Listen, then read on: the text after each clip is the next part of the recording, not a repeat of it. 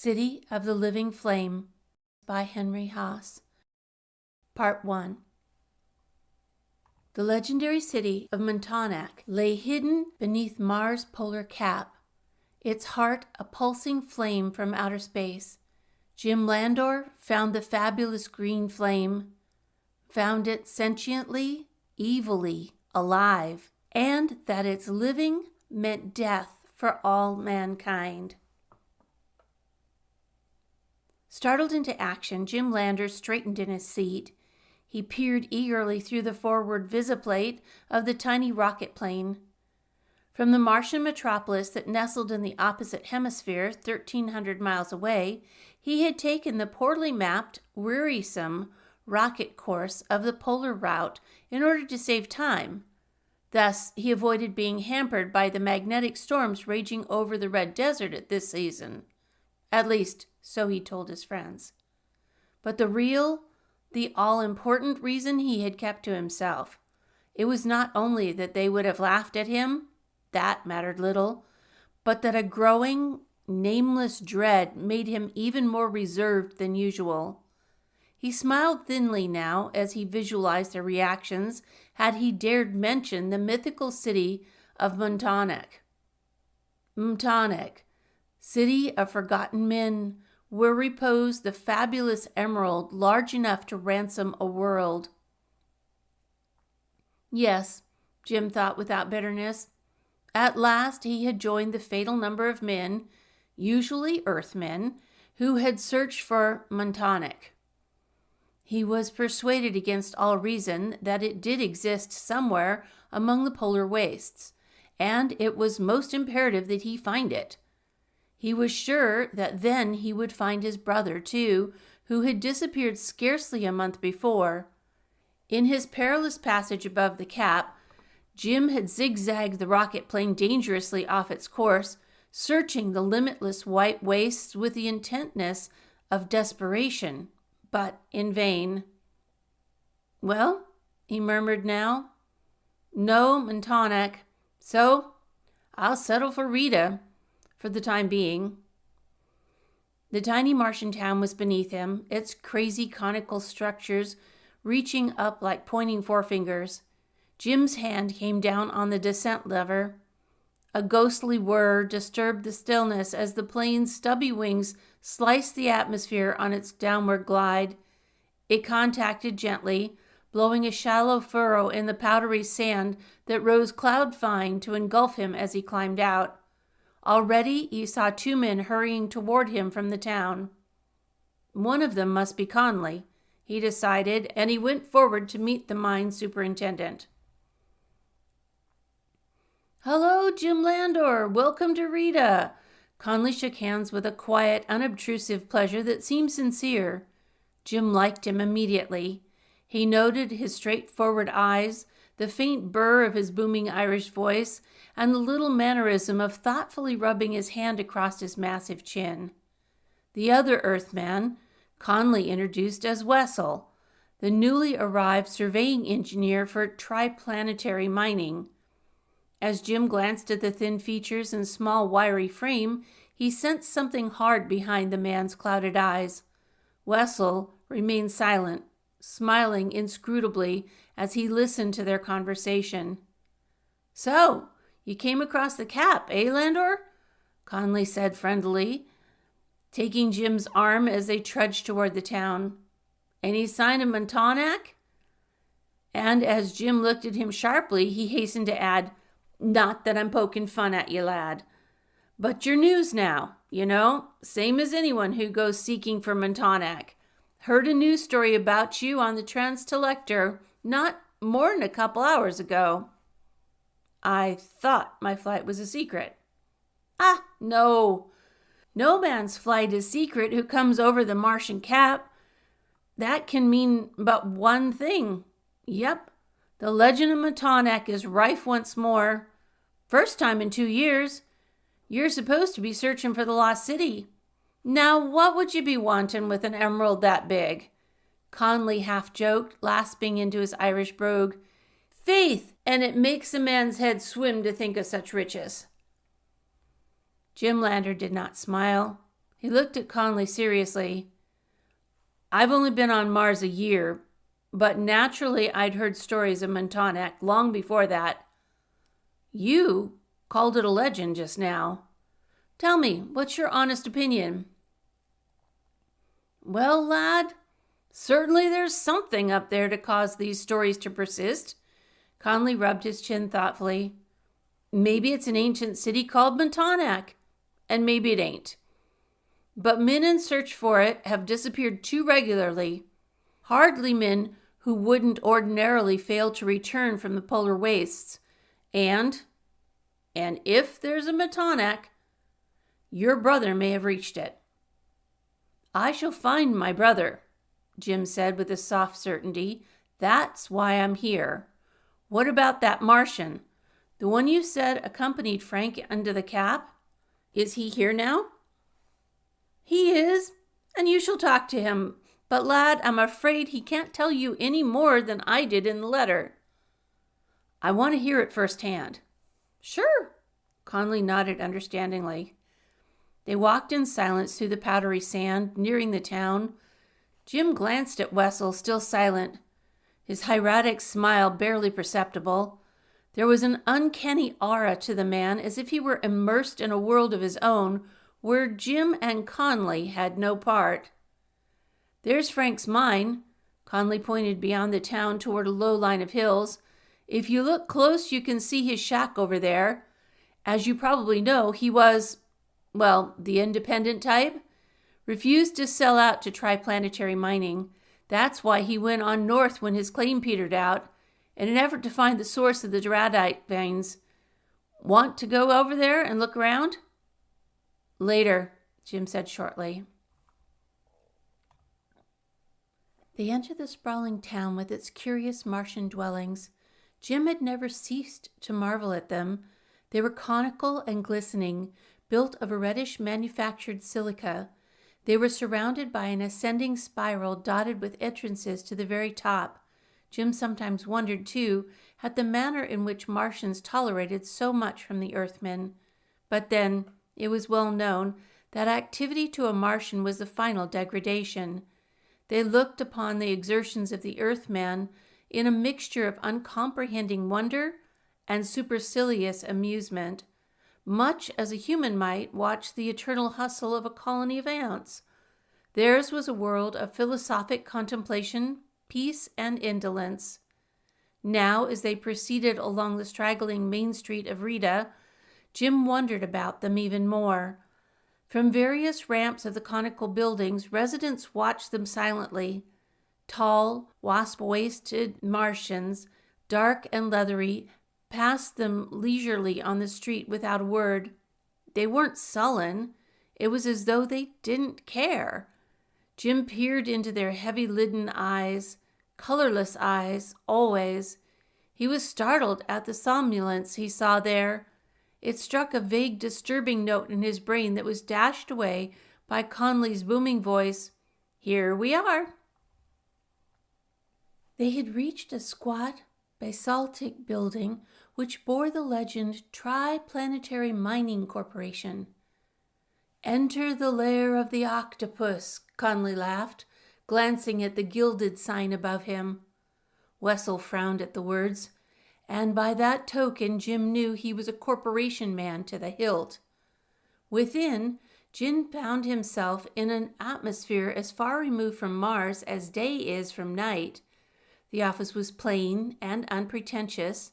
There was an old-fashioned desk, a few chairs, and some iron lockers against the wall. On the walls, in curious contrast, were pictures of cinema stars several years out of date, and a few yellowed maps of the company's workings. Not only has Frank's claim petered out, Conley explained, but Tri-Planet is beginning to. That's the reason Wessel's here. To try and trace these radite veins to their source, we think they must stem from somewhere up in the cap. Jim nodded. You haven't many Earthmen here now, have you? About a dozen, Conley shrugged. More than enough to handle what little radites left. And we wouldn't even need them, Wessel spoke for the first time. If we could get these damn lazy Martians to stir themselves. Jim turned his gaze on the man with slowly dawning wonderment and would have spoken, but was interrupted by Conley. Jim, we thought we'd head up into the Cap in the morning, 4 or 5 of us. Wessel wanted to leave several days ago, but I insisted on waiting for you. However, I can't say how far north we'll be going. It all depends on the radite traces. Thanks, Conley. I really appreciate it. All I know about this polar cap is what I saw flying over it. What do we do? Make the trek afoot? Afoot, he says. Wessel scoffed before Conley could answer. Man, what a lot you've got to learn yet about that country up there. No, Conley answered with a distasteful glance at Wessel. Most men who've tried it afoot have not come back. We're trying it with a couple of sleds, motor-driven, of course, of very little metal alloy, furnished benignantly by Tri-Planet Mining, since it's to their advantage that we find new radite deposits. The slight scorn in his voice was not lost on Wessel. We figure it'll be a 2 or 3 day trip each way. But of course, Wessel said suavely, if we find Montonac or any other cities up there with big, fabulous emeralds, we'll forget about the radite. Jim was fast learning to dislike this man. He turned to Conley. I think I'll see this Martian you were telling me about, the one who accompanied my brother. Ka'arji? Sure, I'll go fetch him. Better take me to him instead. I'd rather talk to him alone. As Conley had said, Ka'arji wasn't much help. The tall, leathery, heavy-chested Martian was even more taciturn than the usual members of his race. He seemed to show a distrust of Jim. However, he did agree to accompany Jim across the mile strip of desert to Frank Landor's mine nestled against the hills. As they trudged through the sand in silence, Jim glanced occasionally at Ka'arji. He was sure he'd made it plain that he was Frank Landor's brother. The Martian wasn't dumb. He knew why Jim was here. With a friendly, almost instinctive gesture, Jim offered the Martian a cigarette. Ka'arji accepted it, looked at it with distaste as though he had tried them before and abhorred them, but he placed it clumsily in his lips nevertheless and smoked it valiantly. At the same time, he reached into his pocket and handed Jim a few tiny purplish objects. Jim accepted them, looked at them, and shuddered. He had heard of Martian Tasith stems and knew that they made almost all Earthmen violently ill. Nevertheless, he plopped them into his mouth and began chewing.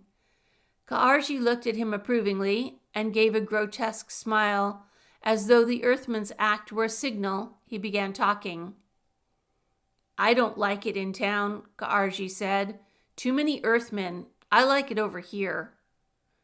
At Frank's mine, you mean? Yes, Frank Landor was a fine man. I am sorry he did not come back. Perhaps he will come back, Jim suggested. But Ka'arji shook his head. It took very little effort, then, to get the entire story. It seems that Frank Landor and Ka'arji had trekked 4 days into the Martian cap. Only Ka'arji had ever gone that far before. Late on the 4th day, as they camped, Ka'arji was awakened by a shout from Frank. He had leapt up and glimpsed Frank Landor running toward a vehicle that rested at the bottom of an icy decline.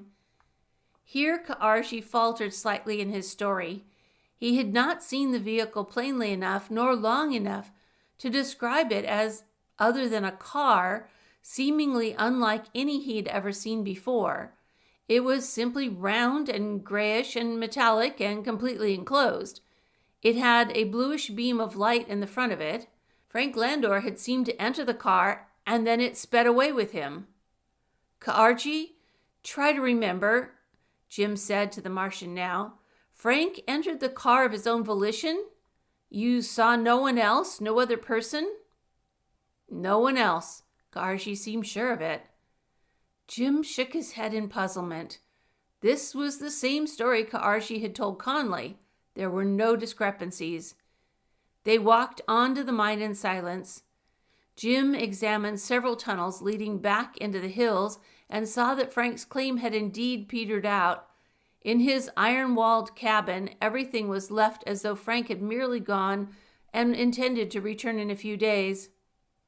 "Let's go back," Jim said finally. "Nothing we could do here." On the walk back to Rita, Jim thought that Ka'arji looked at him several times as though he were going to speak, but when Jim questioned him, the Martian shook his head negatively.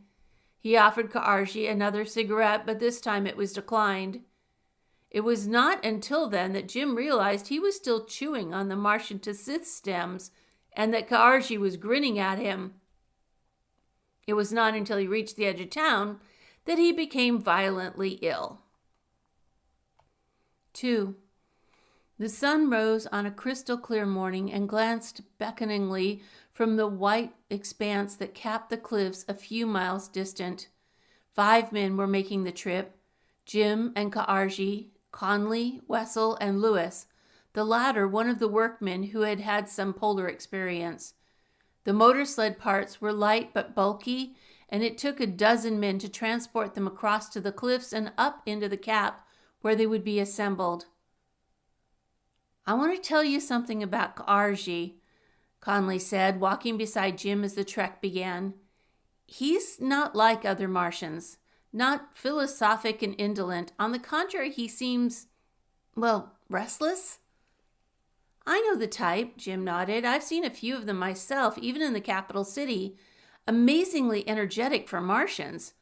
Restless and perpetually wandering as though seeking for something vague and unknown even to them." "That describes Ka'arji all right," Conley nodded emphatically. "Jim, 3 times in the past year he's left here abruptly and trekked alone up into those polar wastes. He'd be gone for days and then show up here again, exhausted and brooding, as if he'd just missed his goal. And the last time was with Frank Landor. That mean anything to you?" Jim shook his head puzzledly. "Now I wonder," Conley murmured, "what he always finds so interesting up there in that wilderness."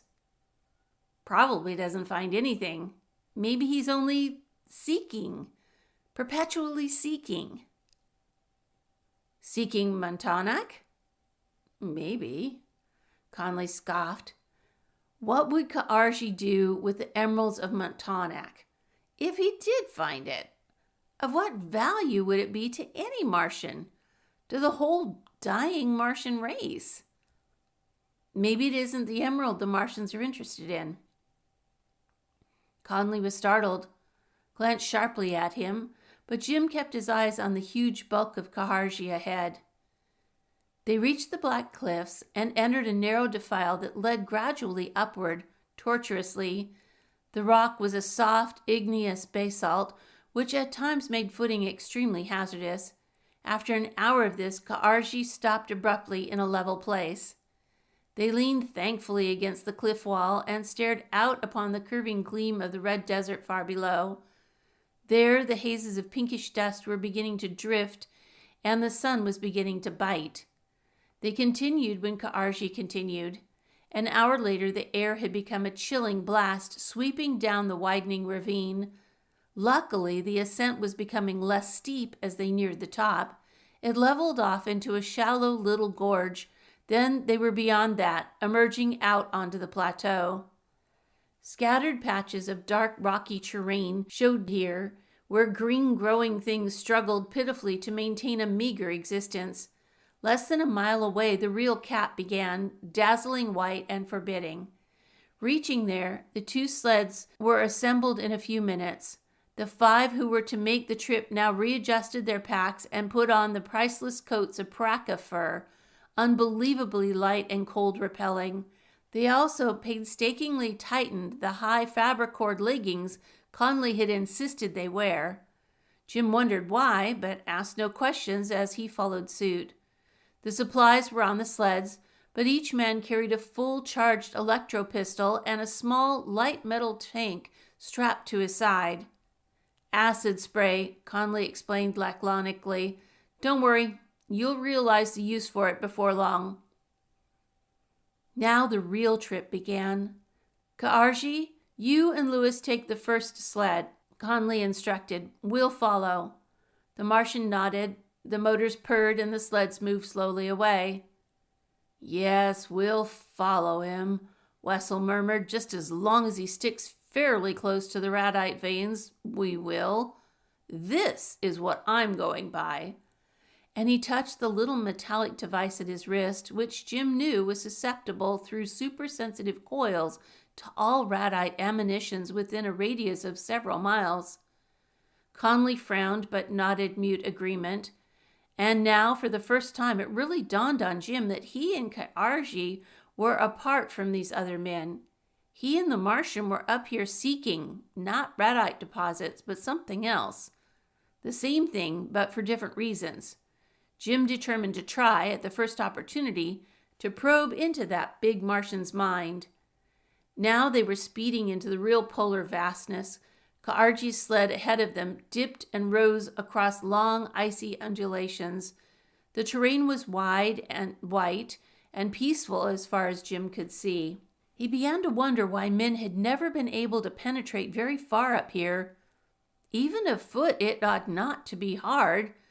But this was ridiculously easy. As he huddled there in his place on the sled, he was very warm and cozy beneath his coat of praca fur. He began to get drowsy. Jim awoke with a start from the deep, firm depths of somnolence. He was aware that they had been moving for a long time, probably many hours. Now the sky was dark above him, and he could see a few stars. But something had shattered his drowsiness to jerk him back to reality, and he wondered what it was. Then he knew, as it came again. There was a sudden movement beneath them. The sled lurched crazily. Conley was shouting something as their sled pulled up beside Ka'arji's, which was lying half on its side. The men stepped down. Again there came that sudden movement, and Jim nearly fell. Startled, he looked down and saw that the very ice cap was moving beneath their feet, or rather it was expanding.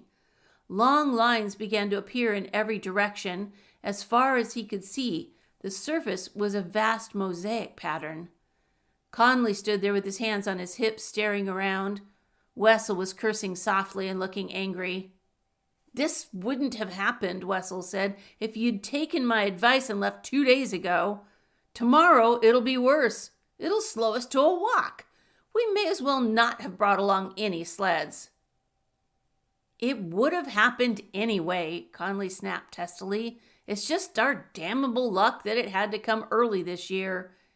I didn't expect it to start for another month yet. Well, we may as well camp here and get a good start in the morning. Jim looked at the mosaic pattern across the ice and was relieved to see that it had stopped moving. He peered down into a crack an inch wide, where billowing powdery stuff exuded to spread thinly over the surface. He touched the stuff with his bare hand. It was uncannily different from snow, being infinitely more powdery, yet dazzlingly white and deadly cold.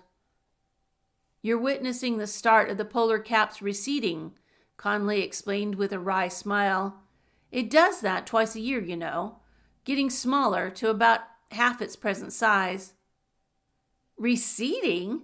Jim exclaimed. The damn stuff's expanding, you mean? It only looks that way. This is just the preliminary. Soon the extreme edges will vanish away, and then the entire cap will begin receding for some strange reason. When that starts to happen, too bad for any man caught up here.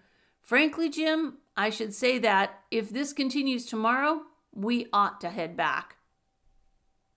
That struck an ominous note in Jim's heart, but he said nothing. To return now would mean they must wait several months before making another attempt. It was while helping to unroll the wide fabricoid mats that Jim felt the sharp, biting pain just above his knee. He ignored it at first, then it came again, and he looked down. He saw a pale blue tubular thing about 4 inches long. It had bitten through his clothing and into his flesh above the knee. Quiescent now, it clung there, and its transparent bluish tint was taking on a crimson flush as it fed on his blood. With a loathing horror, Jim reached down and pulled the thing from him. It did not come away easily. He flung it to the ice and tried to crush it with his heel. It seemed amazingly rubbery, resilient, as it darted away from under his foot. Then he saw that others had attached to his fabricoid leggings and were inching their way upward. Desperately, he tried to brush them off, but they clung tenaciously. Another one bit through his trouser leg and into the flesh. It was cold and loathsome to the touch, but he tore it away with his fingers. Then he staggered back as he saw that the ice was swarming with the things. "Your acid tube, man! Use it!" he heard Conley cry. "That's all that'll stop 'em." Already, the men were upending the sleds, using them as barricades from behind which they swept the ice with a thin, misty spray. Not wishing to chance that acid on his own person, Jim tore the things from his legs one at a time and flung them out into the spray. They writhed and shriveled and curled upon themselves, lifeless and blackened. Others were coming up from the crevices now. The ice was a thick, bluish, writhing mass of them. Jim added his spray to the others, sweeping it low across the ice. The acid misted and clung there close to the surface until gradually the greater mass of the bluish things retreated back into the depths. Ka'arji opened a pouch he carried always with him, took out some tsith stems and placed them in his mouth. He arose and stood gazing out to the north. Jim watched him. "Phew!" Conley gasped, wiping beads of cold perspiration from his brow. "Just in time. Let those things once get a foothold up here and there's no stopping them. I guess we've settled for most of them, though. They won't come again." "But what the devil are they?" Jim asked, "and how can they subsist in this barren country?" "It's not so barren. Far below the ice are green growing things, at least this far south there is. Those blue tube things ride down with the ice twice a year, feed, and then migrate back to the north." "Vegetarians, eh?" Jim grunted. "Then what were those two chewing on me for?" "Blood's something comparatively new to them, and it seems to drive them wild. They can sense it for amazing distances. They come flocking beneath the ice to wherever anyone stops.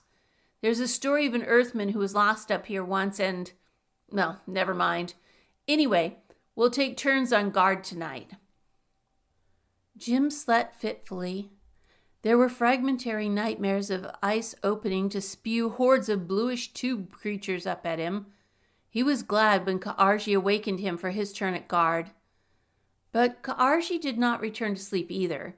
He seemed restless and brooding. He sat beside Jim against one of the sleds, and for a long time there was silence as he stared far out to the north with troubled eyes. "Jim Landor," he broke the silence at last, "there is one thing I did not tell you." "I thought there was." "Frank Landor and I found something.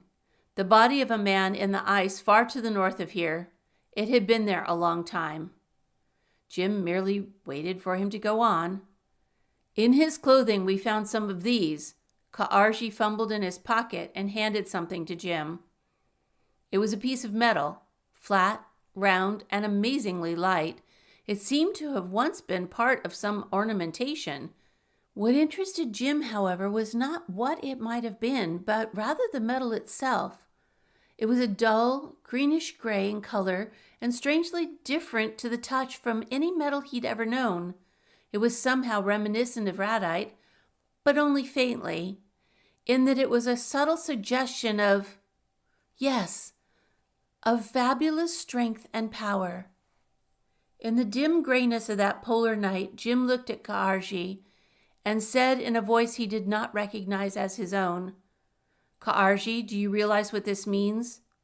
Up here somewhere there is a city, a former civilization, a Montanak. That man you found dead, he reached Montanak and was coming back with the news when disaster overtook him. But that might have been many years ago. Tell me something, Ka'arji. Why have you come up here 3 times before? Are you seeking Montanak?" "I do not know. Something calls me, something inside, and I only know that I must go." "Is that all? Just something calling you?" "That is all, except that this time it is different. This time I know that I shall reach whatever is calling me, and I shall not return. I am sure of it." Jim sat there for a long time pondering, watching Ka'arji pace restlessly back and forth. The Martian was in a strange mood this night, a foreboding mood. Jim gave up puzzling about it and examined again that strange piece of metal. Here at last was proof of Montauk. Perhaps the first proof any man outside had ever had. He felt an exuberant hope rising in him. "Anyway, Ka'arji, thanks for telling me about this. Mind if I keep it a while?" "I want you to have it, Jim Landor." 3.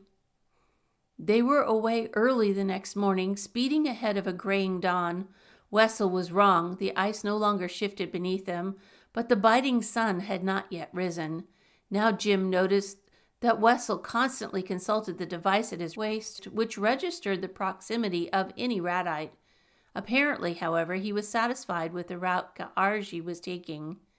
It was about noon when the terrain began to surge gently again, as though with a life of its own, and the mosaic pattern of cracks reappeared. But this was not enough as yet to stop them. What did stop them was Wessel, who called a halt a few hours later. "Must be some floaters near here," he told Conley. "I can tell by the way this thing's acting." He tapped the radite finder, whose needle was gyrating erratically. "Floaters?" Jim asked. "What are they?"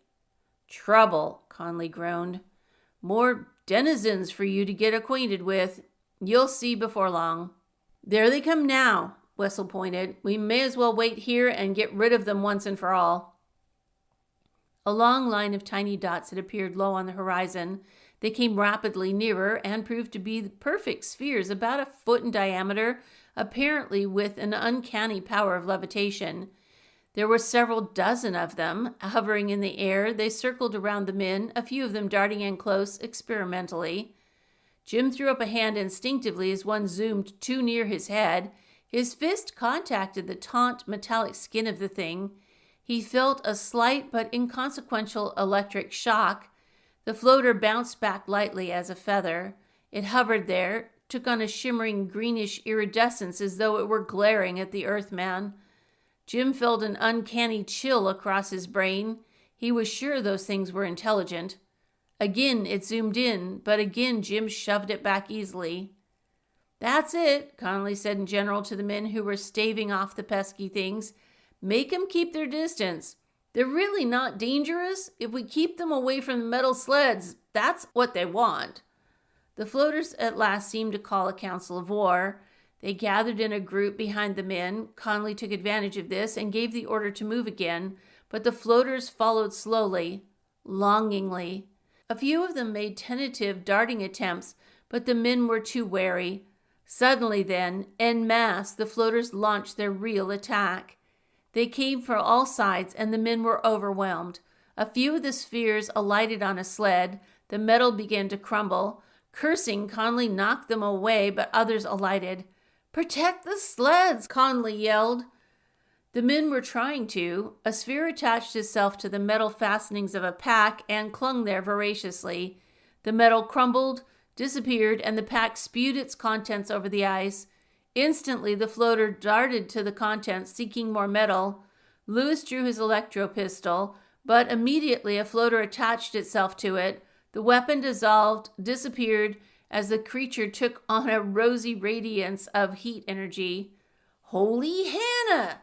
Lewis gasped. Conley was cursing volubly now, but he was suddenly cool.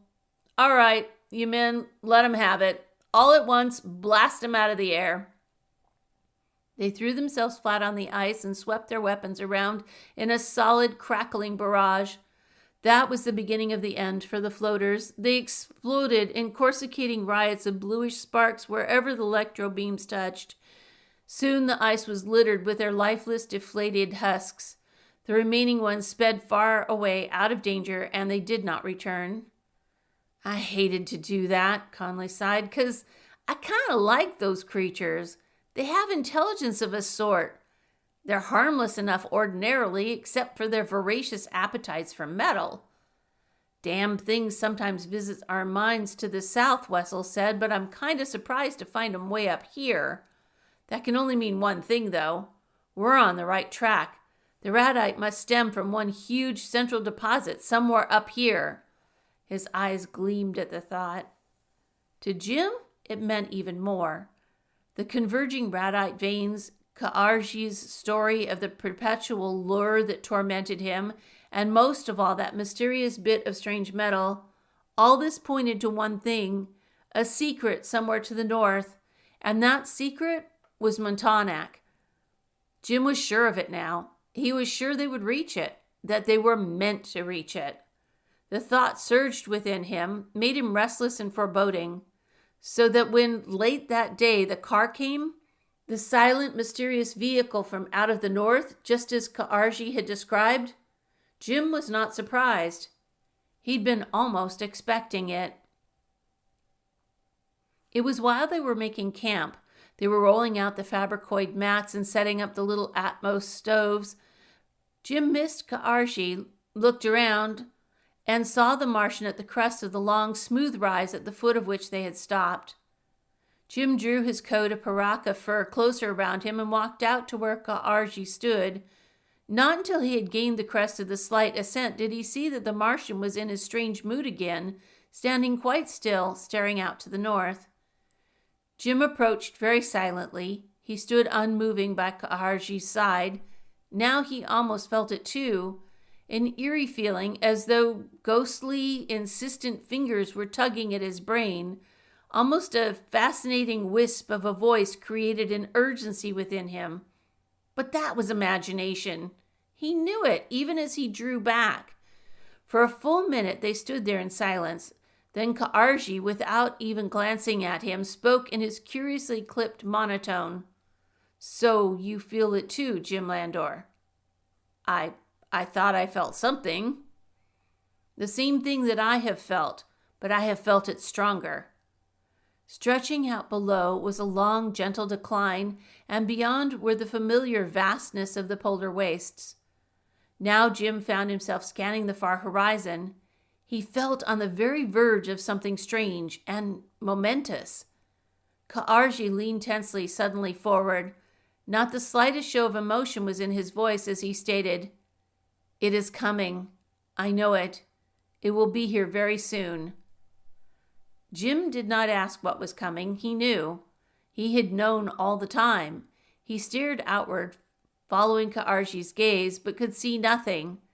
He waited impatiently as the Martian never once removed his eyes from the horizon. Minutes passed. Then, much nearer and so clear that even Jim could not mistake it, a dot of light flashed across their vision. Immediately it was gone, hugging the terrain closely as though it had dipped behind an ice dune. It appeared again in the near distance, moving swiftly, unerringly toward them. It resolved itself into a penetrant beam of bluish light, the forward light on a speeding, ghostly vehicle. Abruptly it slowed. It crept silently to the very foot of the slight slope below them. Breathless with wonderment, Jim waited for something to happen. Nothing happened, except that the bluish light blinked abruptly off. No door opened. No one nor nothing emerged. Even at this close distance, the conveyance was discernible only as a grayish, ghostly shape. Then Ka'arji was running down toward it. Jim was suddenly torn between two desires. He stared after Ka'arji and then back at the camp. He shouted to Conley and the others and saw them look up and start toward him.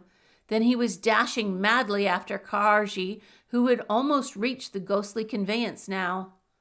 When Jim reached there, Ka'arji was staring at a dark, narrow entrance in the metal hull. "It was already open," the Martian murmured. Then, as though it were expected of him, he stepped unhesitatingly inside.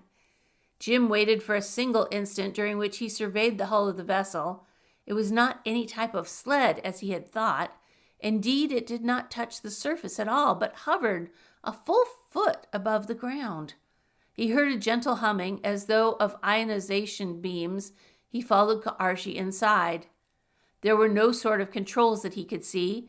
Only a long row of seats filled the entire space. Ka'arshi had found a button that turned on some overhead lights. Still nothing happened. By this time, the other men had reached there. Conley was stammering, "Jim, we can't leave the supplies, the sleds." "Sleds be damned," Jim exclaimed in an ecstasy of excitement. "This is better than 100 sleds. Do you want to find your radite or don't you? Are you going to Montauk or not?" Hesitantly, Conley entered the strange craft. The others glanced nervously, then quickly followed, as though not wishing to be left alone.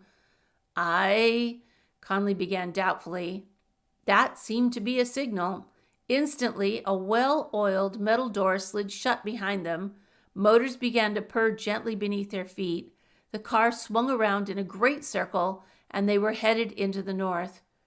From one of the comfortable pneumatic seats, Jim watched the white, unending landscape flashing past. He felt strangely exhilarated now that he was on the very threshold of his quest, for that they were being taken to the long-hidden, legendary city of Montauk. He did not doubt for a moment. It had not yet occurred to him to wonder why they were being taken. But of one thing he was sure. He said, turning to Conley, "Why do you suppose they sent the car for us? It must be that they know whenever anyone is approaching Montauk. Always. Other expeditions must have reached here in the same manner. Why else were they never found by the men who came later?" Conley nodded soberly. "And that must mean that, once inside Montauk, men are unable to leave." Part 2. 4. It seemed minutes later, but it might have been hours, that Jim Landor sat up with a start, aware that the softly purring motors had lulled him to sleep. He wondered how long they had been traveling. Now their speed seemed to have diminished considerably. But something else seemed strange. He turned to the tiny window and was startled to see no more polar cap, no more expanse of white ice. Instead, they were in a strange, dark place. It was several seconds before he could adjust his eyes sufficiently to see that a wall was very close. It seemed to be moving backward and slightly upward. He knew then that they were descending somewhere at about a 30-degree angle. "When did this begin?" he asked, turning to Conley. "About 20 minutes ago. We must be a mile below the ice by now." So Montauk lay somewhere beneath the polar cap? That was why men in ages past had been unable to find it until it became a legend on par with Earth's lost Atlantis? Jim tensed in his seat now as he thought of all the conflicting reports he'd heard about Montauk. Vague questions crossed his mind to which there were only vaguer answers. Now the passage through which they sped seemed to widen. Simultaneously, they were in a sea of softly diffused, pale greenish light. This light increased as they went on, but it did not become intense or glaring. Rather, it seemed to permeate the very atmosphere from some subtle, unknown source.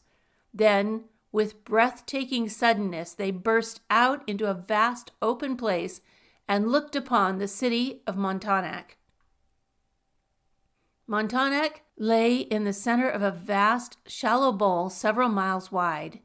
In the first start of amazement, Jim thought they must have somehow emerged again upon the planet's surface. But this thought was immediately discarded when he gazed across at the opposite horizon. It was concave rather than convex, which meant they were in a cavern of inconceivable dimensions. Far overhead, he saw something vague and misty that must have been a roof. That soothing green light was everywhere, but he still could not determine its source. It simply seemed to exist. Now they were gliding gently down into the city, which consisted of low-structured, white marble buildings of peculiar architecture. Wide, empty avenues stretched away in a perfect geometric pattern. "This city must be inconceivably old," Conley gasped. "There's no other architecture like this anywhere on Mars." Their car was slowing now. It came to rest in a wide, circular plaza. The door slid smoothly, invitingly open. Jim glanced at the others, who made no move to leave. He didn't blame them for not moving, for there was something strange and devilishly prearranged about all this. "End of the line," he said with a jocularity he did not feel. He moved to the door and stepped out. Instantly, he was aware of a strange difference. It might have been that alien green-tinged atmosphere, as if he had suddenly stepped into another dimension. Every fiber of his being now seemed to tingle in a peculiarly delightful way. It was very slight, scarcely felt, but there was no mistaking it. As the others stepped out, Jim looked at them closely. They felt it too, he noticed, especially Ka'arji. Ka'arji's usually dark and expressionless face was now alight with a feverish excitement. They looked at the radiating streets about them. All were utterly empty, eerily silent. "Where in the blazes," muttered Conley, "is the welcoming committee? We were brought here, but why? Surely the place isn't uninhabited." "It isn't," Jim said in that instant. "Look, here comes your welcoming committee." There was a peculiar note, almost a shrillness of disbelief in his voice. The others whirled, their combined gaze following his pointing finger across to the opposite side of the plaza. Toward them slowly came a single lone figure. It was a Martian, of that there could be no doubt, but a Martian inconceivably old. He was stooped and withered. He leaned heavily on a stout cane, but he moved forward briskly for all of that. There was a certain purposefulness about him. He stopped before them and leaned forward with both hands on top of his cane. His chin almost rested on his hands as he peered around at them. None of the men moved or spoke. Jim, who was the nearest, was fascinated by that grayish, leathery face crisscrossed with thousands of tiny lines in which were set, like jewels, 4 unwinking black eyes, incongruously bright and alert with cunning. There was an uncanny aura of evil about this bent little Martian, an evil made audible as he spoke. "There are only 4 of you, and 1 Martian. Strange. I thought there were more. But it's all right. 4 Earthmen, intelligent Earthmen too. Earthmen are always welcome here." He pointedly ignored Ka'arji and turned his eyes upon Jim. Then he chuckled as though with secret glee. It was a dry metallic wheeze that reminded Jim of an empty rocket tube when the fuel is burned out. Jim was glad of the comfortable weight of his electro pistol in his pocket. "My name is Jim Landor," he said. "Who are you, and why were we brought here? Did you have anything to do with it?" The old Martian gave a quirk of a smile, as if faintly amused by Jim's impetuosity, but he answered the questions promptly and in order. "My name is Bruhulo. Here I am the overseer, the coordinator. Call it what you will. As to why you are brought here, did you not seek Montanak, as have innumerable men in ages past? Now you have attained Montanak, and you should thank me. Yes, it was I who sent the surface car for you. I send it for all men who come far into the polar cap." "You still haven't explained why we were brought here." "That," Brugulo said with a tinge of sarcasm, "I am sure you will learn from the others far better than you could from me." "Then there are others here?" "Yes, there are others. You need not fear. You are free to come and go here as you please. I give you Montanak. But you will excuse me now. I must leave you. I'm sure you will find the others." With that, the old Martian whirled upon his cane and hurried across the plaza in the direction whence he had come. "Wait a minute, lad," Conley put out a restraining hand as Jim leapt forward. Let him play his game for the time being. Let's see where his hangout is so we can find him later. They watched as Brujullo, without a backward glance, entered a colonnaded building that was different from the others by reason of its imposing height. Jim nodded and decided to remember that building. Now, Jim, let's find those others he speaks of. There are other Earthmen here, I'm convinced of it now. Conley had begun to lose his skepticism of Montauk, now that he had found it, and his eyes were agleam with a growing excitement. But search as they would, they saw no other occupants. They traversed streets that were dead and empty and silent. That palely diffused green radiance was everywhere, coloring all with a ghostly brightness. For several hours they explored, wandering far from that central plaza. Ka'arji stayed very close to Jim now, his original excitement having faded. Indeed, he seemed appalled, if not a little frightened, as he stared around in the abysmal stillness, and several times Jim noticed the Martian pass his hand in a puzzled manner across his brow. Wessel's mien brightened as he watched the needle of his radite finder gyrating wildly, as if at any moment it would jump its bearings. It must mean we're now in the very center of the main deposit, he exclaimed. If only we... It was then they saw the figure of an Earthman emerge from a building hardly 50 yards away. He saw them at the same time. He turned quickly indoors again and shouted something that sounded like, "New arrivals!" Then 3 other men emerged, and they all walked toward the little group of 5. "We're friendly," one of them said as they neared, and Jim's hand fell away from his weapon, "because we have to be here." When did you arrive?" "A few hours ago."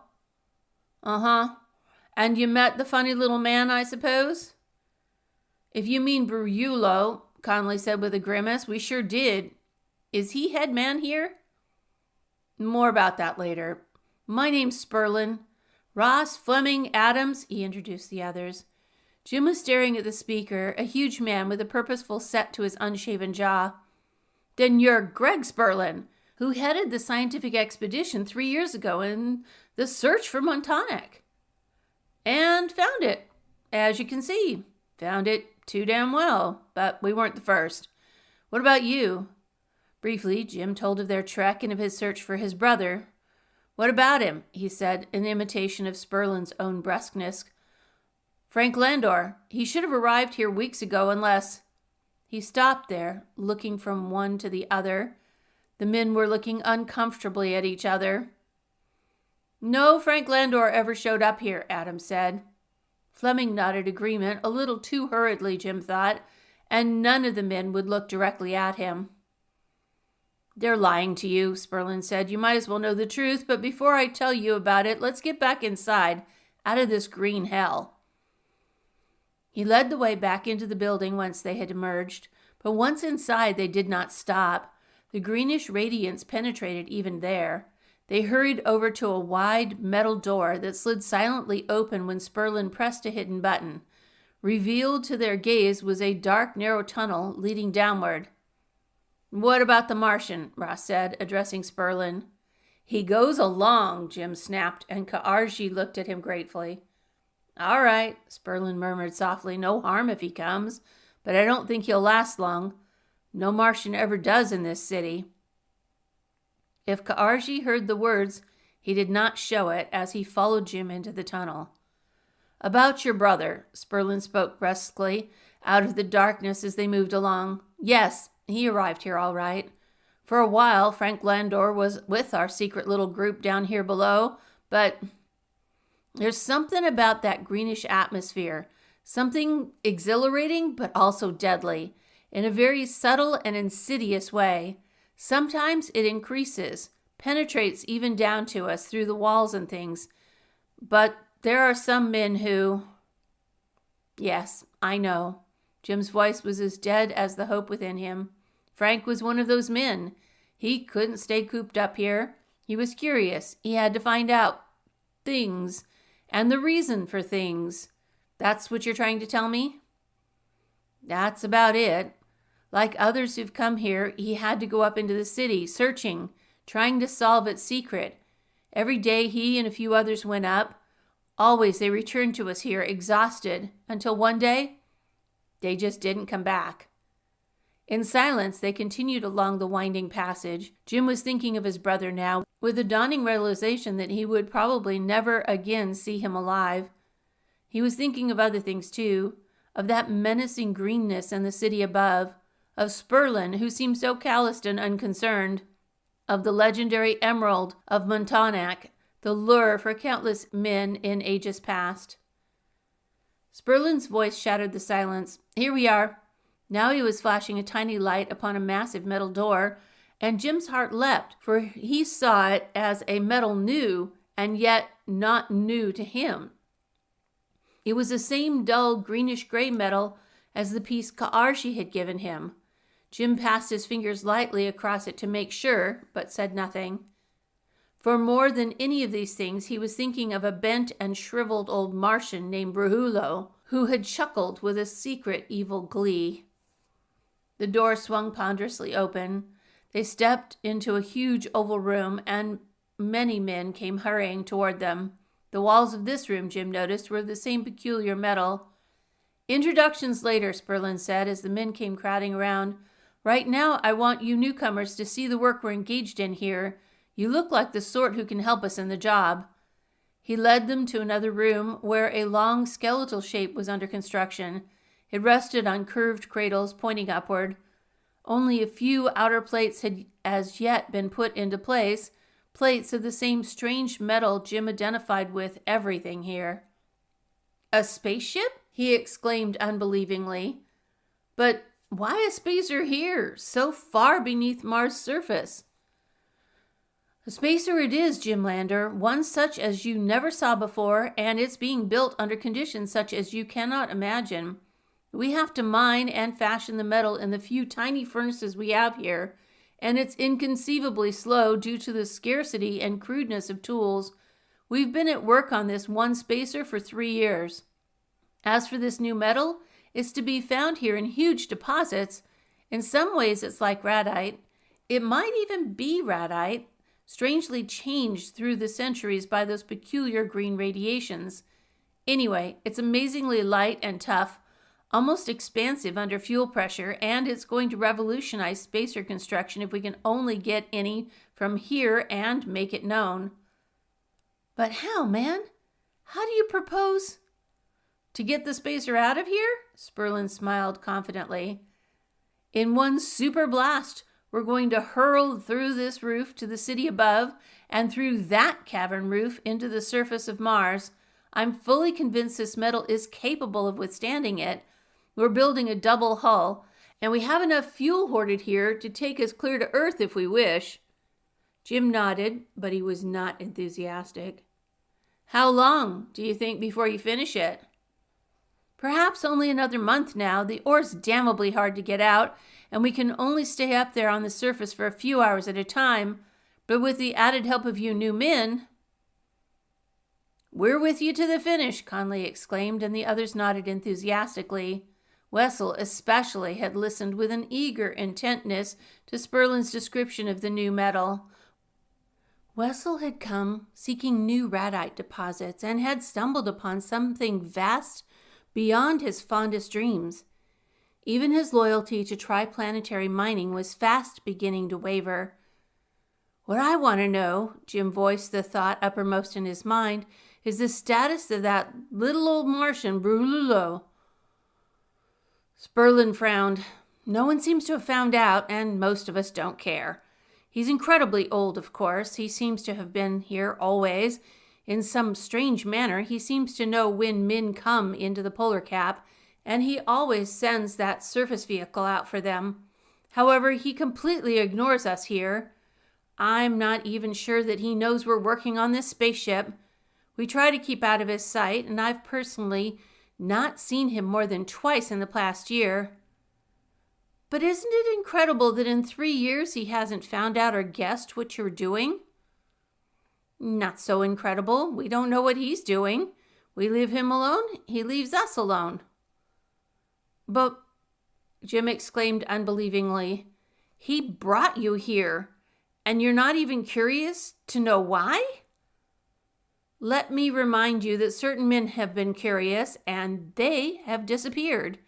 Anyway, our sole purpose now is in completing the spacer for our escape. Jim gestured disdainfully. And you, Sperlin, you once claimed to be a scientist. You have not even the scientific mind? One's mind, Sperlin interrupted softly, somehow does not seem to be the same after 3 years in this place. All right, but before I leave here, I'm going to find out what Berlulo's purpose is. I don't like the way that old Martian grinned at me. He's got something up his sleeve, and I think you men'll find it out too late. Sperlin smiled sadly. All right, Jim Landor. Each man is his own boss here. At least I wish you would accompany a few of us tomorrow. We're getting more of the metal out and trying to determine the proper spot to blast through with our spacer. You'll become more acquainted with the city and the general terrain, and maybe it'll change your mind. Sure, I'll go, Jim agreed. But he didn't think it would change his mind. He had wanted to find Matonac. Here he was in Matonac, and he was going to solve the mystery of Matonac. More than that, he was going to learn once and for all what had happened to his brother. 5. The following day, a dozen men ventured up into the city. Sperlin seemed disappointed as they stepped out into the street from their secret building. Not an ideal day for it, he commented gruffly, and at Jim's querulous look, he explained, Those emanations seem stronger today. I give us only 2 or 3 hours at the most. They went into the rocky terrain beyond the city, toward the near horizon where the cave roof tapered down. It was hardly a mile away. Jim found it hard to believe that over their heads was the polar cap, vast and desolate. Glancing up, he barely made out the dim contour of their roof, and it suddenly occurred to him to wonder what sustained it, why it didn't collapse under that tremendous pressure of rock and ice. He knew why, only a minute later. There came a sudden, smooth hum in his ears. The very air around them seemed surcharged with energy, or rather all energy seemed to be rushing away from them. This way! Sperlin exclaimed, making a hasty detour from the spot. Barely 100 yards away, Jim could discern a vague, swirling mistiness in the form of a huge column that reached up to touch the roof. Suddenly he knew what it was, knew also that it would be death for any man who ventured too close. Ionization zone, Sperlin voiced Jim's own thoughts as they hurried in the detour. An electronic tower of strength. There are usually 6 of them in a straight line across this cave, but once in a while, new ones spring up out of nowhere. I think Berlulo controls them.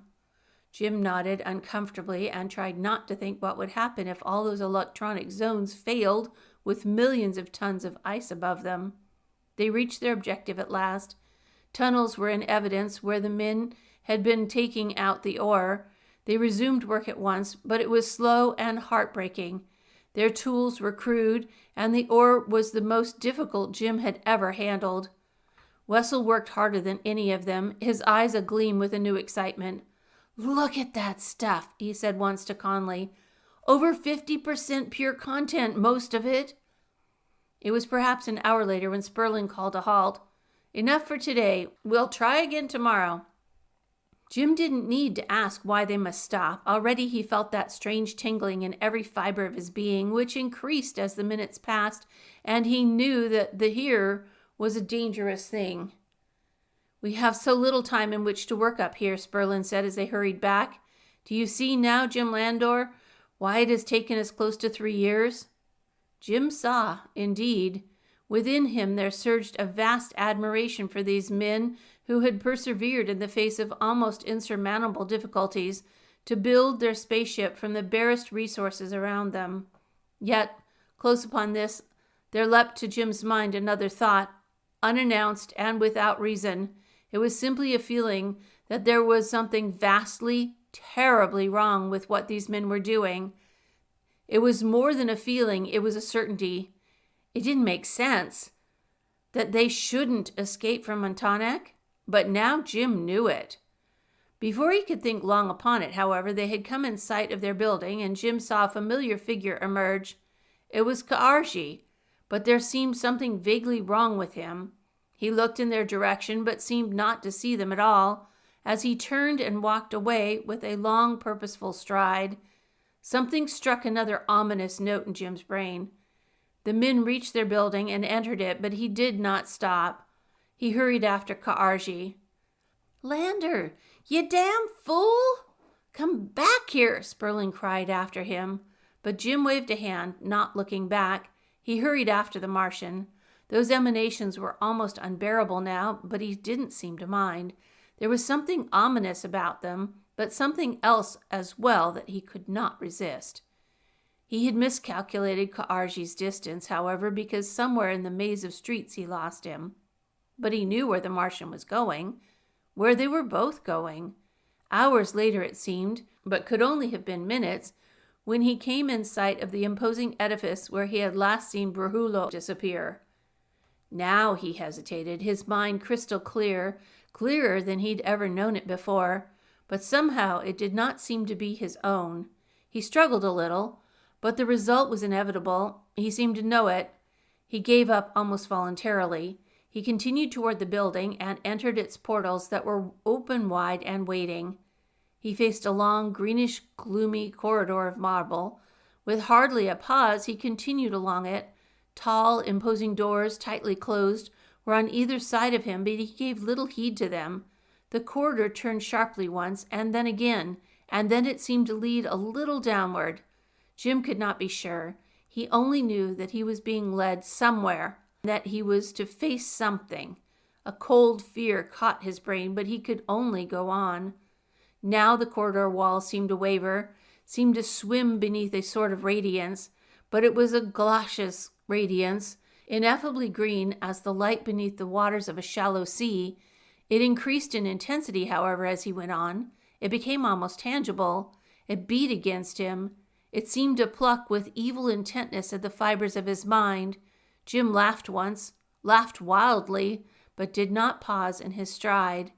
The corridor made one more turn, and then he was walking into a light so blinding that it staggered him momentarily. It flared up once in a great greenish effulgence, then died down into a steady pulsation. Now, Jim knew, he must be approaching the very source of that all-pervading light which had so puzzled him since his arrival at Montauk. But now he had a vaguely uncomfortable feeling. It was as though a million eyes were watching him, observing every move. It was as though a million tiny fingers were tearing away the shreds of his mind with secret, silent amusement. Jim did not look about him as he walked on, for he knew no one was there.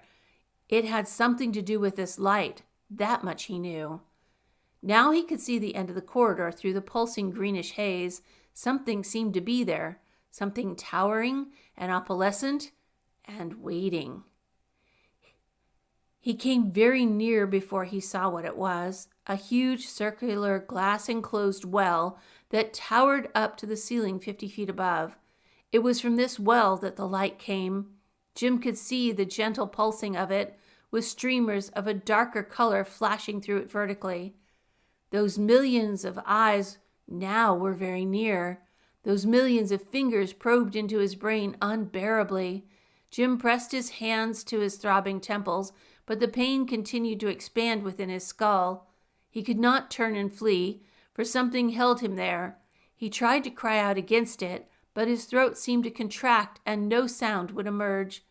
He had no knowledge whether it was minutes or hours that he stood there, but when at last he felt his legs giving way beneath him and glimpsed the blur of the floor rushing up, it was with a profound sense of gratitude for the oblivion that would be his. But it was not to be. No sooner did he feel the floor beneath him than the force which had beaten him down partially withdrew. Jim staggered to his feet, weak and a little dazed. Now something else was happening behind that glassite-encased wall. The green pillar of light was lowering, coalescing upon itself with a slowly swirling motion. And then, as the tower of light lessened, Jim saw what rode atop it. He saw a shape, huge, iridescent, and apparently weightless. It seemed at first simply a larger area of greenish light, but for a single second he glimpsed more. He saw the massive core of it.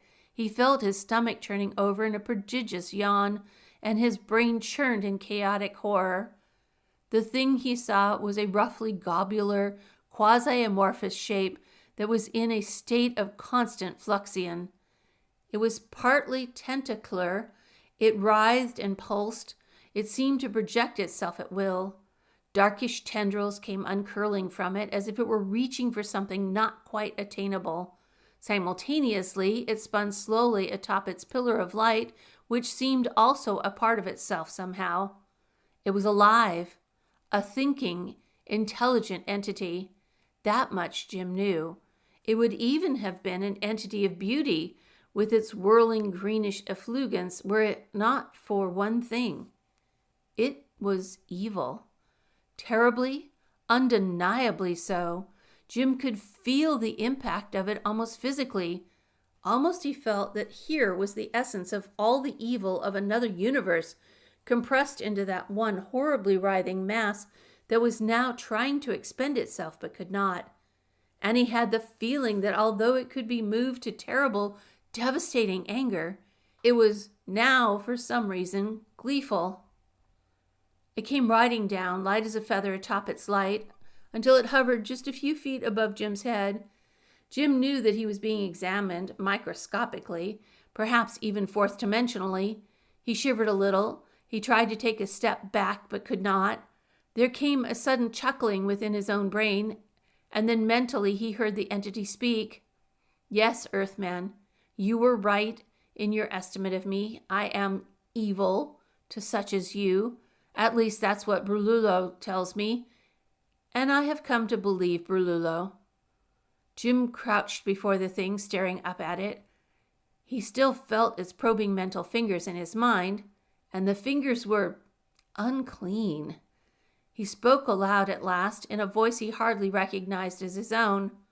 What in heaven's name are you? There came that chuckling note again as the thing spoke. Whatever I am, Earthman, it is not in heaven's name. I do not exactly know myself what I am. I personally have no conception or remembrance of how I came here. I only know what Brululo has told me. It pleases me to tell you. The mental voice ceased abruptly, then sudden, vivid pictures flashed stereoptically across Jim's brain and were as quickly gone. He saw a city he recognized as Matonac, and the city was teeming with people. Jim knew that must have been many, many years ago. The scene changed as through another's eyes. He caught a blurry vision of this evil entity flashing from out of the sky to land near the city. He felt some of the consternation and then horror as the populace died by the score in the streets. There was no apparent reason except the presence of the alien thing. Just to look at the blinding brilliance of it was to die. Jim caught confused pictures of all available weapons being rushed to the scene to do battle with the thing, but to no avail. As the Montakians died, the entity grew tremendous in proportions and in power. These pictures flashed away, and Jim saw others, the last few scientists of Montonac, in a barricaded place where they worked frantically on a weapon with which to battle the alien thing. They completed the weapon, but they could not destroy the entity. After a terrific struggle, they subdued it temporarily by means of certain rays and beams. In this manner, they at last brought it into captivity within the glassite well. Brululo says all this happened hundreds of years ago. The voice came again within Jim's brain. He is the last of that final group of scientists who subdued me.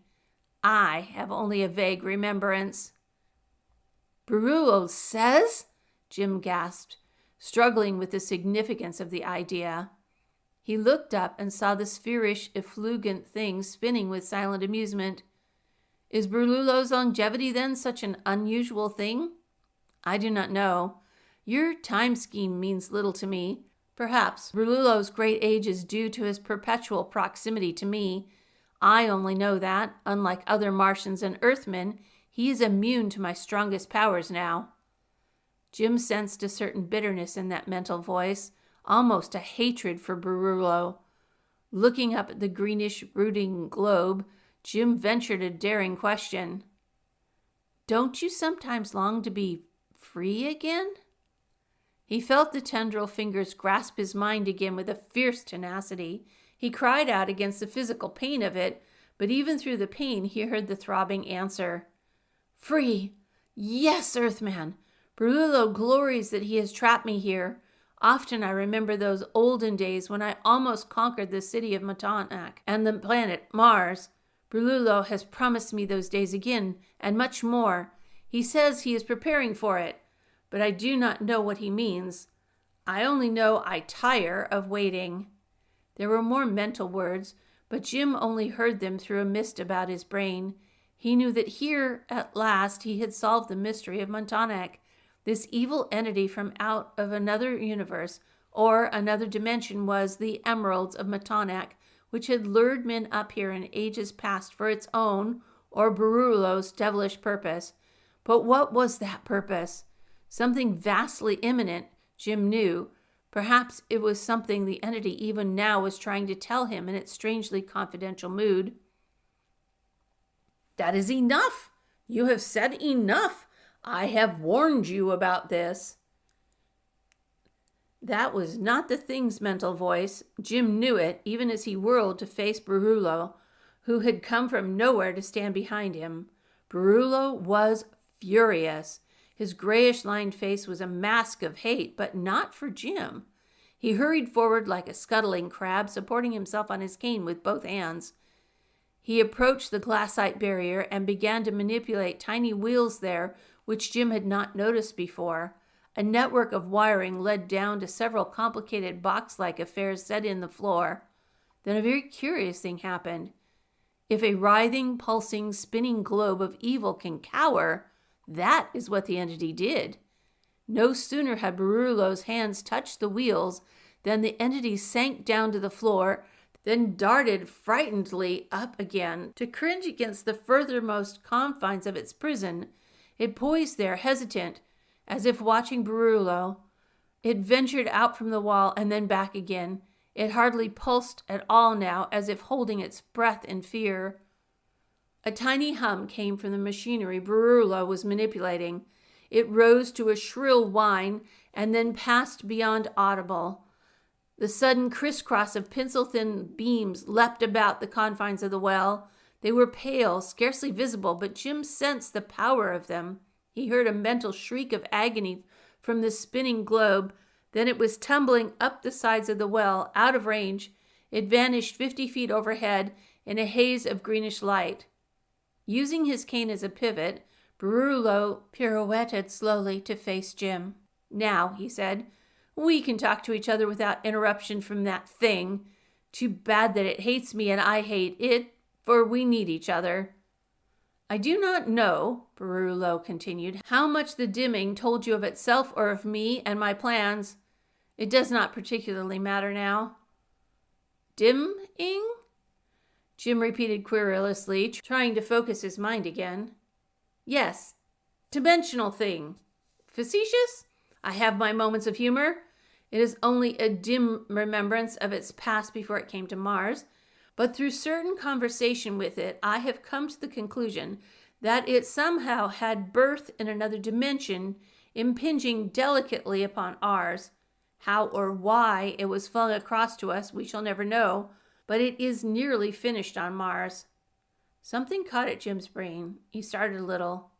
Brullo laughed shrilly. Yes, had you not guessed before? The dimming feeds upon the minds of men. Oh, very subtly, of course.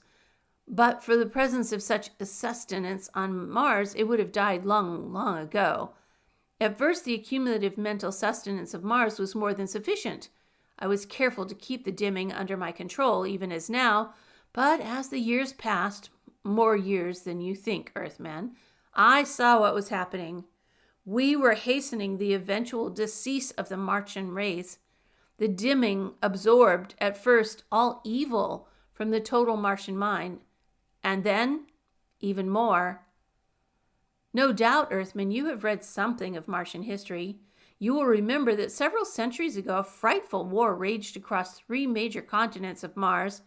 Almost abruptly, that is to say, within the space of a few years, it ceased mutually and without apparent reason. It was the dimming and I who indirectly caused that. Then you will remember there came an almost utopian state for something like a few score of years. It quickly passed as the dimming sent out its subtle radiations almost desperately across the surface of Mars. The Martians became inactive, indolent, a dying race you see now. In the last few score of years, sustenance for the dimming has been meager indeed. Jim only stared at this Martian, who, according to the entity, was hundreds of years old. A horror crept into Jim's brain, and a subtle warning. Here, he knew, was the one to be guarded against. Here, in this bent little Martian, was the ultimate evil. His was the controlling hand. Jim had been listening in a slow, dawning horror. Now he found his voice at last as he took a single tense step toward Barullo. And you tell me this? This thing that has been happening to the Martian race? You yourself a Martian? Barullo did not move, and the expression on his face did not change. It is not what I am or once was that matters. It is what I shall be. With the tool that I have now, immortality lies within my grasp. That and eternal power. I shall continue. During the last 50 years, you Earthmen came. I need not say that you are a godsend. The dimming was at a very low ebb indeed. Even at the height of their scientific accomplishments, the Martians never quite achieved space travel. By what miracle you Earthmen achieved it, it shall always remain a mystery to me, but I thank you. You came when I needed you most. I discovered that your Earthian minds are stubborn, very stubborn indeed. The dimming likes that. It can subsist much longer on an Earthian mind than on a Martian. Furthermore, I learned that the Earthian mind is curious, one of the inherent qualities of your race. Therefore, I embellished somewhat the existing legend of Montanak, and you all came searching greedily, if not in droves, at least in sufficient numbers. And now you are building a spaceship for me. I have known it all along. I have brought you here for that purpose. I know it is very near completion. This spaceship which shall carry not Earthmen back to Earth, but the dimming and myself. But it shall not. Jim had let Barullo talk on, knowing what was coming. In his mind now was no room for horror. His mind was quickly alert, and his hand was even quicker as it flashed to the electro-pistol in his belt. But Barullo made a motion too, so fast that, paradoxically, there was a certain casualness about it. He still smiled. He raised his cane, on which he had been leaning with both hands. From a lens-covered bore in the end of it came a thick whitish light, touching Jim's hand and holding it motionless. It expanded, enveloped all of his body so that he could not move. It surged a little upward, full into his face. Jim Landor crumpled noiselessly and lay still. Part 3. 6. His mind came surging slowly back up from the dark depths of nightmare. His head ached unbearably. He had thought an insistent, warning voice was crying out at him. He opened his eyes. This was no nightmare. For memory came back in a rushing flood, and he still heard the voice, low and warning and very close to his ear. Do not move, Jim Landor. Do not say anything. Just listen. This is Ka'arji. I am here, close by you. Ka'arji. Jim had almost forgotten about Ka'arji. Then he took the warning and tried not even to think. He just listened in a detached manner. We are in a room off the corridor. That dimming thing is only a few 100 feet away. I hope it has not contacted your mind again, for I have something important to tell you. It is a good thing you followed me here so closely, for the dimming withdrew its concentration from me and centered on you. Thus I was able to slip past this place, and I explored a little. Jim Landor, below these corridors I have discovered a huge room full of machinery. I cannot understand it all, for I have not a scientific mind, but I thought if we could escape from here and I could take you to this place." Slowly, Jim allowed his mind to relax. He felt no more of the probing mental fingers in his brain. "It's all right, Ka'arji. We can speak freely now. I suppose that's where Barullo caught you, in that secret room?" "Yes, it seems to be his living quarters as well." "I think I know what that machinery is, Ka'arji. It's vital to the existence of Montanak. If only we can get back there." Jim rose to his feet and looked about the room. It was small and empty. The walls were of marble. He walked over to the single door leading to the corridor. He tried it, and to his surprise, it opened easily. But he staggered back as if from a violent physical blow as the radiations from the dimming lashed against him. Our little playmate again." Jim rubbed his half-blinded eyes. "Clever devil, that Barullo. He knows that no man could escape through that. He was so sure of it that he didn't even remove my electro-pistol from me." As the pain passed from his eyes, he removed his pistol and felt the comfortable weight of it in his hand. But he thrust it back into his belt again, knowing it was useless against the dimming. Then an idea struck him like a thunderbolt. "Ka'arji, we may walk from this room yet. I have one weapon that Barullo hasn't counted on, and that is the dimming's hatred of Barullo." Hurrying to the door again, he opened it infinitesimally, and he leaped back to the furthermost confines of the room as the dimming's thought emanations came flooding inside in a gentle greenish haze. Jim centered all of his mind now on the one all-important thought: Barullo, I shall kill him. He thinks he will keep me here and feed my mind to the dimming, but somehow I'll escape from here and kill Barullo. I swear it. He strove to arouse an overwhelming hatred in his mind for the ages-old little Martian. The dimming's power surged anew. He felt the alien entity's mental fingers grab hold of his mind again. He stifled the rising exultance and reiterated his resolution to kill Barullo. Now he noticed that the dimming's mental presence was expanding through the very marble walls themselves. As never before, he began to appreciate the potential power of the thing. But with an effort, he repeated his oath to kill Barullo. It became now not so much an oath as a promise, for he knew the dimming had tightly grasped his mind and was listening. It was easy. So ridiculously easy that Jim should have been suspicious, but was not. If you mean it, the dimming spoke to Jim's mind at last. If I thought you really would. I mean it.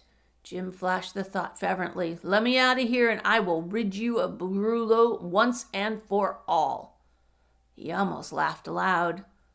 Slowly, hesitantly, the thing's mental barrier was fading away. Jim stepped to the door and opened it widely. Nothing beat him back now. He motioned to Ka'arji, who followed him almost frightenedly out into the corridor. There, the mental power of the dimming was a little more in evidence, but not enough to stop them. It was as though it were watching. This way, Ka'arji breathed at last. He led Jim in the opposite direction from the dimming, then into a cross corridor that extended interminably. At last they reached a door that opened onto stone steps leading downward. Careful, Ka'arji warned as he led the way slowly. He didn't need to warn Jim. The latter was wary as never before, and he kept his hand always near his electro-pistol. Something was vaguely wrong about all this, but he didn't know what. For one thing, it seemed too easy. At the bottom of the steps was another sliding door. Ka'arji paused before it and whispered, "This is the room." Jim stood still, listening. There was no sound from beyond that door. The silence was a vast womb about them, menacing. Jim slid the door noiselessly open. They stepped inside and stared around. They saw huge circling tiers of peculiarly constructed dynamos. They were in operation, Jim knew that, for he could feel a certain surge of power even though there was no sound. A bewildering network of cables led from the dynamos to a central, predominating machine that towered fan-like above them all. It was this electronic tower, he knew, that created the swirling pillars of strength that surged upward and outward to support the vast cavern roof overhead. Then they saw Barullo. He was in a little glassite room at the foot of the electronic tower. Tiny wheels and dials were banked around him, and he was busy making delicate adjustments. So busy that he didn't see them standing just inside the door. Now Jim heard the insistent voice of the dimming in his mind again. "Kill him! Do it at once! Do as you promised!" Jim didn't need the prompting voice. He wasn't going to ray a man down from behind. Besides, he doubted if his beam would penetrate that glassite cage. He stepped quickly to one of the dynamo stanchions and drew Ka'arji down beside him. He waited. Despite the dimming's impatience that he could feel seething within him, Barullo finished his adjustments at last and stepped out of the cage. He was still a good 50 feet from Jim. He turned to go deeper into the maze of machinery. Jim arose and said quietly, "Barullo." The aged Martian whirled with amazing agility. Jim saw the look of incredulity that leaped into his eyes. Barullo leaned heavily forward, his two hands snarling about his cane. Then his lips quirked into a toothless smile, and he started to say something. That was to throw Jim off guard. Simultaneous with his speech, he lifted his hands lightning-like and the cane leveled. But Jim was expecting that. With a single, sinuous movement, his pistol was in his hand. Its bluish beam was penciling out. It caught Barullo squarely in the chest before he could press the button on his own weapon. He staggered forward. His cane weapon sagged. He tried to level it again but could not.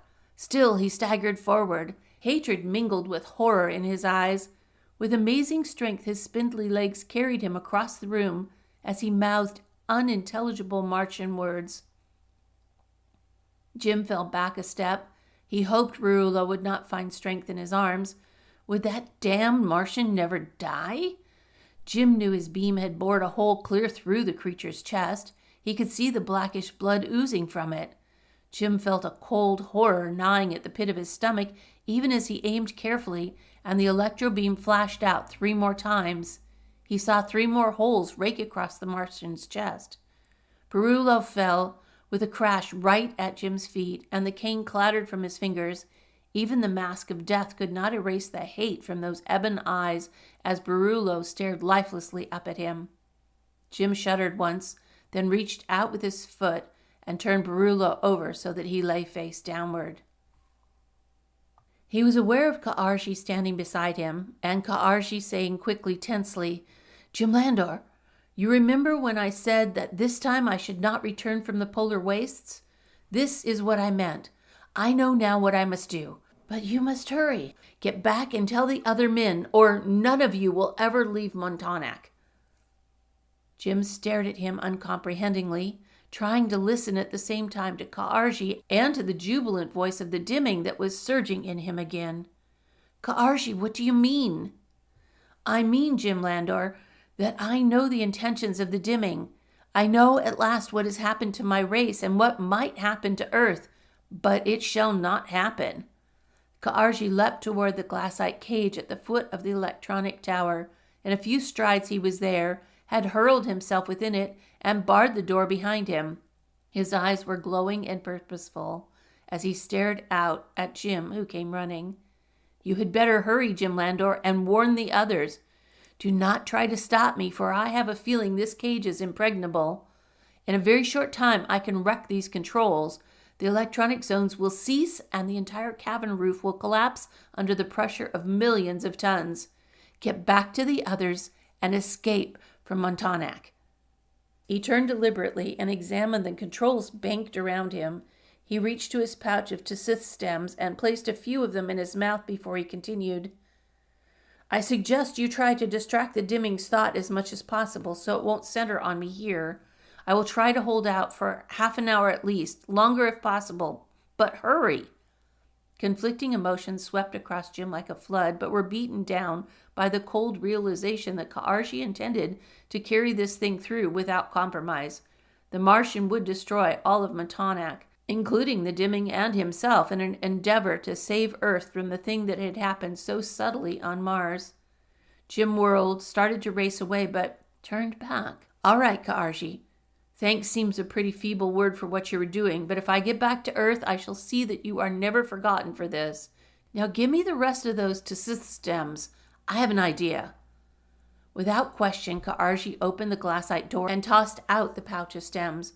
Jim snatched it up and raced away without a backward glance. He hurried from the room and up the stone stairs to the corridors again. There, the Dimming's power struck more forcefully into his mind. It seemed somehow diabolically gleeful, but Jim hurried on, hurried toward the evil entity. Finally, he stood at the foot of the towering well and saw the spinning globular shape descend upon its coalescing pillar of light. You did it well, the thought came flashing. You kept your promise. The thing I have dreamed of for ages has happened. Barullo is out of my way and I have a free hand. Yes, Earthman, now I see in your mind everything that Barullo told you. There are other Earthmen here completing a huge ship by which to go back to your planet. That is what Barullo was counting on. That is what he would not tell me. He had planned to take me to Earth and there keep me under his control as he has here. But now that you have so kindly removed Barullo, I can do this myself.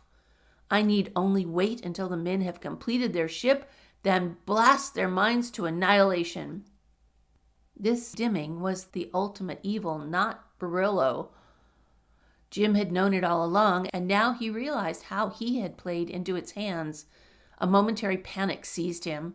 He could picture the thing landing the spaceship on Earth's northern or southern polar ice, or in the unexplored depths of Brazilian jungle. Hidden from the sight and knowledge of men for years, it would carry on the subtle destruction of Earthian minds as it had Martian, and now, unhampered by Barullo, it would grow in size and potency until who could say what the end would be? Perhaps there would be no end. There were other planets besides Mars and Earth. Thank you, Earthmen. That is a thought I will remember. But your mental pictures of the terrain of Earth were rather vague. Show me more clearly. Jim felt the agonizing mental fingers tearing the tissues of his brain apart. At the base of the well, he saw the obscure little door Barullo had opened to manipulate the pale, penciling beams. Instantly, Jim was on his knees, had wrenched it open. He did not try to work the beams, knowing the Dimming could have stopped him in an instant. He merely tossed the pouch of stems out into the central floor of the well and rose quickly. There's an offering for you. I kept my promise and killed Barullo. Now you keep yours and let me go. The entity had made no such promise, and Jim knew it, but he whirled and raced down the corridor unheeded. It was only the element of surprise that would carry him through now, surprise and utter wildness. He even laughed wildly aloud as he ran on, and nothing stopped him. Nothing stopped him until he was halfway to the outer door leading to the street. Then he felt a terrific impact. He stumbled, fell to his knees, and toppled forward on his face. He arose against a tremendous physical pressure and staggered on. Again, he felt that impact as he was battered against the marble corridor walls, but with a fierce tenacity, he kept his feet and kept going. He reached the street. His legs were heavy as if he were fighting against 100 gravities. He felt the Dimming was merely toying with him, as a cat with a mouse. As Jim hurried on, or tried to hurry, to the place where he would find Conley and Sperlin and the score of other men, he knew that one man could not hope to stand against that awful power, but perhaps many men in perfect mental accord. Again, he felt the strange, fierce tingling in every fiber of his being until he thought he was walking in a sluggish sea of fire. It seemed hours later when he reached the familiar building and hurried along the metal-lined tunnel where the Dimming's radiation seemed a little less intense. It was with a feeling of profound gratitude that he pushed through a final door and sank down into a soothing oblivion, but not before he glimpsed many men rushing toward him with surprised shouts. Among them, he saw Conley. 7. Jim opened his eyes and stared up into Conley's worried face. He coughed a little on the stinging liquor the latter was pouring down his throat. "How long have I been here?" he asked urgently. "Just a minute or two, lad. You're mighty battered and tired, but you'll be all right now. Just rest a while." "Rest," Jim repeated and climbed quickly to his feet. "None of us can rest now. There's no time. It may be too late already, but we've got to make a fight for it, if for no other reason than because Ka'arji's counting on it. No, Conley, I'm not delirious." He waved the worried Irishman away. "Listen, you men, I've solved the mystery of Matonac, and we've got to get out of here." In an anxious rush of words, he explained the situation, told briefly of his discovery of the dimming and what it was, and of Ka'arji's avowal to destroy all of Matonac. "In another few weeks, Sperlin, your spaceship would have been finished, and the greatest horror the universe has ever known would have launched itself upon Earth. It still might happen. We've got to get back out there at once, en masse, and hold that thing's attention before it discovers what Ka'arji's up to." It had all happened too suddenly for the men to quite believe him. They looked askance at each other. "But after 3 years of heartbreaking work," Sperlin said, "to give up my spaceship now? That's what you're asking." "Hell of a lot of good your spaceship will be with millions of tons of rock and ice heaped on it. That's gonna happen about 15 minutes from now, or less. Man, don't you understand? Ka'arji said he'd give me a half hour." "It's a trick," Wessel squawked loudly. "Damn funny that he ever got back to us here at all. He discovered a protection against those greenish rays. He's trying to lure us all outside to our death so he can have all this new metal for himself." Jim strode back to the door, pausing only long enough to cry, "All right, stay here then, and die, all of you. If you won't help me, that means our last chance is gone. I'll die too, but it'll be out there, fighting that thing to the last." "I'm with you, Jim. I believe you." It was Conley's voice he heard, and Conley's friendly hand on his shoulder. But he didn't pause in his hurried stride back up through the tunnel. He heard other men coming behind them, following Conley's example, but he felt that it was too late now. There could only be a few minutes left. Ka'arji might even be dead. The dimming, in its subtle way, might have known the plot from the first. That would mean the dimming had won, for no man could ever be able to get back down to that control room. As they reached the street, Jim felt the power of the entity withdraw a little, as if that were necessary in order for it to embrace all their minds. A sudden new hope surged in Jim, a feeling that their combined forces might be a match for this thing yet. And even as they were racing back toward the central plaza, he was evolving a plan that might work, providing they had enough time. "Sperlin, you remember that surface car that brought us all here at various times? Do you suppose you might discover its secret? There are hidden electronic motors, I believe." "We thought of that before, but no man was ever able to get near enough." "You'll get there this time. We'll see to it. Sperlin, when we reach the plaza, you take one man and head for that car. You spent 3 years building a spaceship, but now in as many minutes, you've got a tougher job. You've got to find those motors and solve them and have them ready for a quick departure. The rest of you men, listen. I've had a few dealings with this dimming, and I think I know its weakness. It's grossly egotistic. That's the angle we're going to play on. But our minds will have to be in perfect accord. I want you all to be silent, but listen carefully to my every word and concur with me mentally in everything I say." Strangely, those mental fingers had withdrawn a little, and Jim wondered why. There was something almost cunning about it. They reached the plaza, and Sperlin with one man hurried to the surface car on the opposite side of the square. The others, more than a score in all, stopped before the building that housed the entity. Jim knew that there could only be minutes now.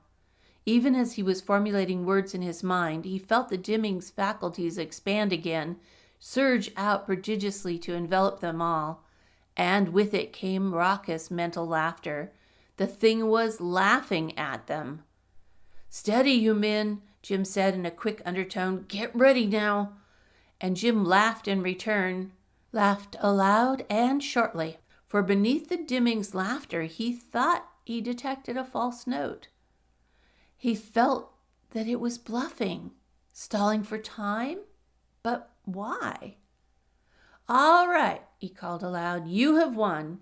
You have defeated us here, but in defeat we can laugh, for this will be your last victory. You will get to Earth, but there you will meet your end."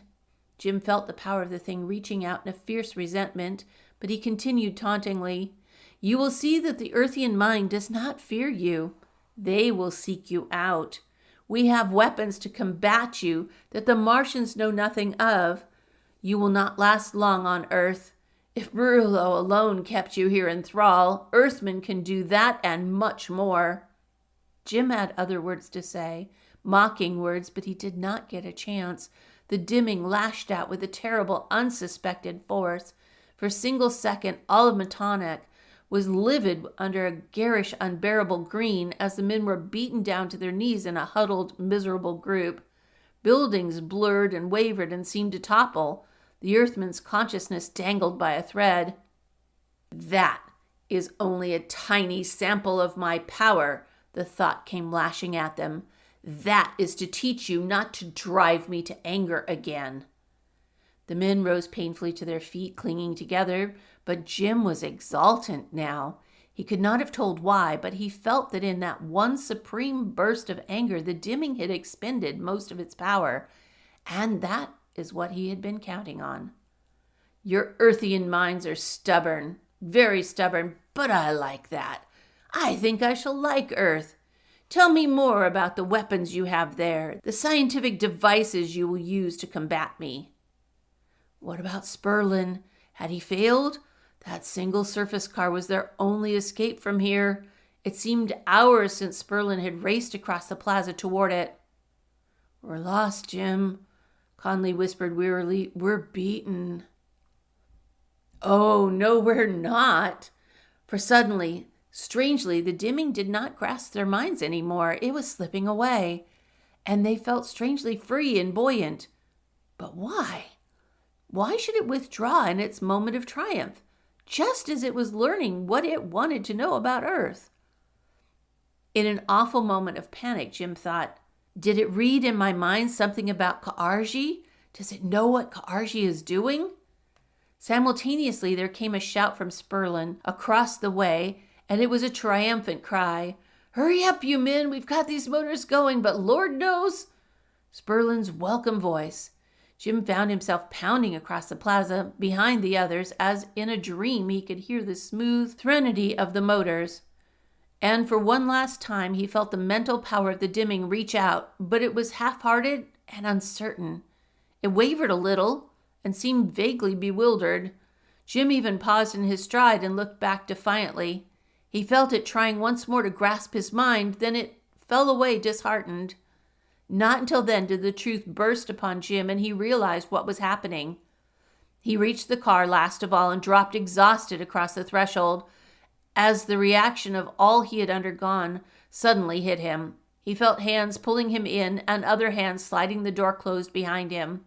Even then, the car was moving away, gathering speed toward the single obscure tunnel leading up and out of the vast cave of Metonic. 8. Jim knew nothing more until he struggled up again from the vast depths of darkness. This time, his mind felt blessedly alive and buoyant and free. He simply lay there against the soft cushion and let the strength flow back to him. He sat suddenly erect. He was alone, and the car had stopped. He looked out into the white expanse of the polar cap once more. He hurried to the door and was relieved to see the rest of the men gathered outside, staring at something and talking excitedly. He joined them. Conley greeted him and pointed silently.